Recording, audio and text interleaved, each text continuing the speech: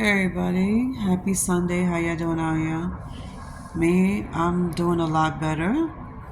So this is day number 8 and I feel a lot better. It's just I'm identifying my problem. So I have gastroparesis and I I was told like around Wednesday or Thursday I had found out I had gastroparesis, and it's because of my stomach issues of the past. Like I went from having acid reflux to GERD, gastritis, now gastroparesis, because my stomach is contracting, and instead of my digestive system is working properly, it's not working properly. If you understand, look it up. You know what it is. So to give y'all the heads up on what it's like to have GERD, it's very much of a headache. It's terrifying in some cases. But most of all, you got to pay attention to what you're eating. And I had deleted so many things out of my system, out of my life, like as far as eating and drinking goes. So you know how we also used to drinking coffees, teas, apple juice, orange juice, cranberry juices. Well, I knocked some of those things down. I no longer drink orange juice. Apple juice, I do drink it, but it's diluted with water. Same thing with cranberry juice. Now, don't get me wrong, I love me some cranberry juice. And I think I started falling in love with it back in 2019. But I had to dilute it with water because it was also bringing up my sugar. And I was drinking the ocean spray. I stopped doing that. I went for the non brand one. I think drinking a non brand items is way better than drinking the name brand items. You don't need name brand items to get the healthy nutrition stuff out of these items. And besides, I'm a bargain queen, so I always go for the cheaper stuff. Two, I had to refill on everything that I need for this week. So hope to God after this test, I'll probably get something else. Um, Three, I identified the problem of what I was eating. It wasn't just the carbs that was getting to my body. It was certain vegetables that was giving me gas. I had to like that down. Um, so I used to love eating cauliflower and broccoli and all these other all these type of cabbages. Um, I like the edamame, peas, and all that stuff. But I realized that some of these vegetables that does give you gas, I had to limit that down to. This is the worst thing that could ever happen to me is eating all these gassy foods. And then what's crazy because I'm listening to more than one doctor. One doctor's telling me to eat these foods, eat them on a daily basis. Other doctors telling me to limit the eating quantity. Like, child, when I say I was eating a shit ton of cabbages and broccoli, I was eating a lot of it. And I always drenched it in lemon pepper or cheese or whatever the case is. I had to get rid of that.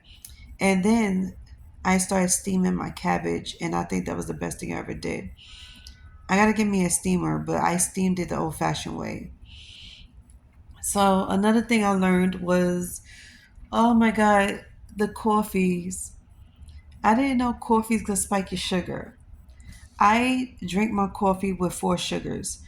And it wasn't the sugar that spiked it up, it was the coffee itself. Drinking coffee altogether spikes your sugar. Doesn't matter how you drink your coffee, it's still going to spike it. So you cannot do lab tests.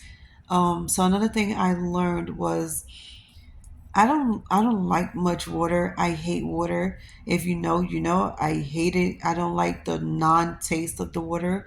So I started putting raspberries, lemons, and limes in my water. It made it so much better. It made all the difference.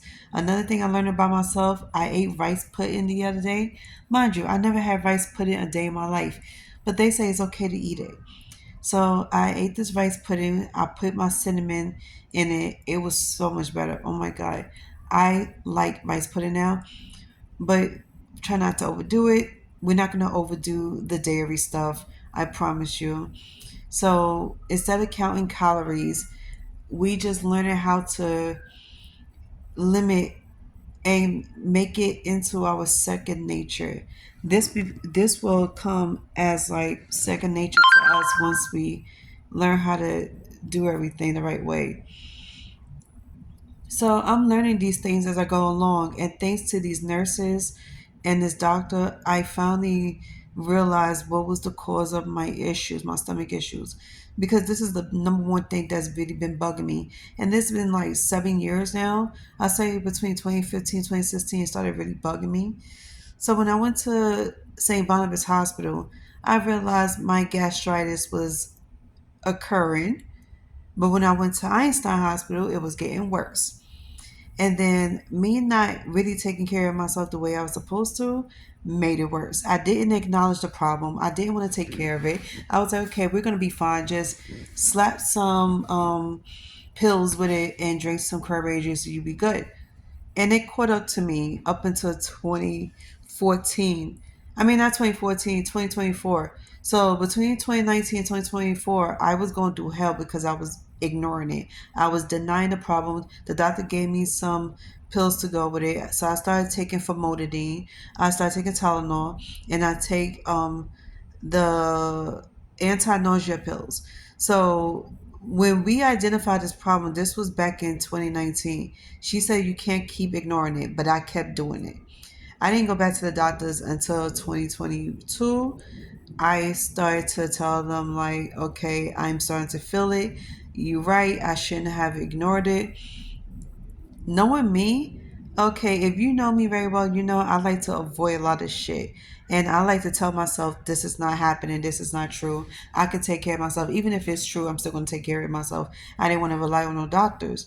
So I let it catch up to me. So another couple of years passed, 2024 comes, boom, it hits me like a ton of bricks, and now I've been hospitalized twice because of this shit.